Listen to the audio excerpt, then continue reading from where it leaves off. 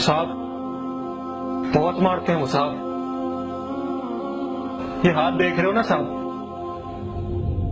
نماز کے لیے ہاتھ باندھے تھے, ڈنڈے مار کر ہاتھ کی ہڈی توڑ دیے صاحب.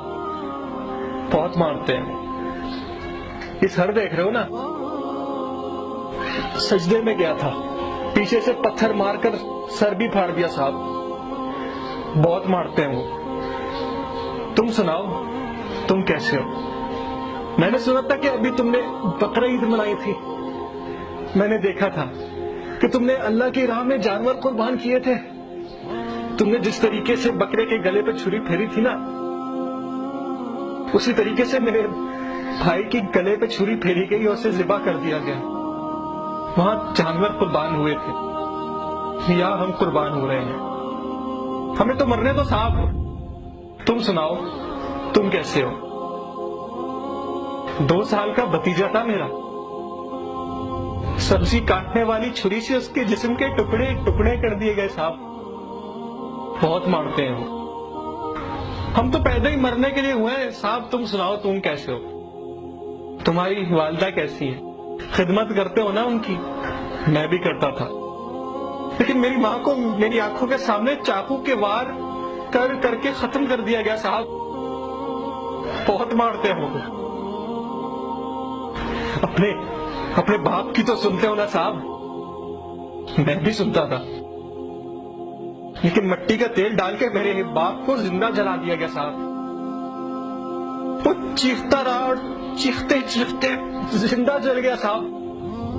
بہت مارتے ہیں وہ. مجھے چھوڑو, تم اپنا حال بتاؤ. سنا ہے تم فیشن کے نام پہ آج کل ہمارے یہاں بھی یہ فیشن ہے. میری پردہ کرتی بہن کے آ کر انہوں نے کپڑے پھاڑ دیے تھے. میری بہن روتی رہی. مجھے نہیں پتا تھا فیشن میں اتنا درد ہوتا ہے. میری بہن روتے روتے مر گئی صاحب.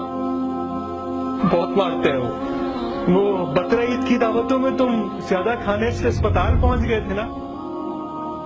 یہاں تو بھوک سے مرنے والے بھی اسپتال نہیں پہنچ پاتے صاحب. بہت خوش قسمت ہو تم لوگ. ہمیں تو مرنے دو. تم نے تو دعوتوں میں بوٹیاں بھی کھائی تھی نا صاحب. یہاں ہماری بوٹیاں نوچ کے دعوت کی جاتی ہے صاحب. سنا تھا کہ اسلامی فوج بنی ہے جو مظلوم مسلمانوں کی مدد کے لیے آئے گی صاحب. شاید مجھے صحیح سے کلمہ نہیں آتا صاحب, کہ میں صحیح مسلمان نہیں ہوں صاحب. بتاؤ, میں صحیح مسلمان ہوں نا؟ بہت مارتے ہیں وہ صاحب, بہت مارتے ہیں. میں نے سنا تھا کہ جب 47 میں پاکستان آزاد ہوا تھا تو اسے سب سے پہلے چاولوں کا تحفہ برما نے دیا تھا صاحب.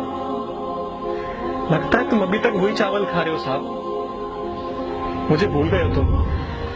بہت مارتے ہیں وہ. لیکن تم اپنا خیال رکھنا صاحب, کہ تم پہ کوئی حملہ آور نہ ہو.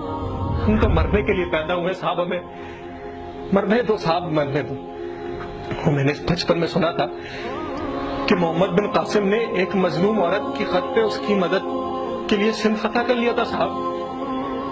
لیکن یار تم ہمارے لیے اپنی سرحدیں نہیں کھولتے صاحب. تم اپنی سرحدیں ہمارے لیے کھولو. اللہ زمین کی سرحدیں تمہارے لیے کھول دے گا. لیکن اگر تمہیں ڈر لگتا ہے تو نہیں کھولو صاحب. ہمیں مرنے دو, ہمیں مرنے دو صاحب. تم اپنا خیال رکھو کہ تم پہ کوئی حملہ آور نہ ہو. تم اپنا خیال رکھو, ہمارا خیال کوئی اور رکھ لے گا صاحب. تم اپنا خیال رکھو صاحب.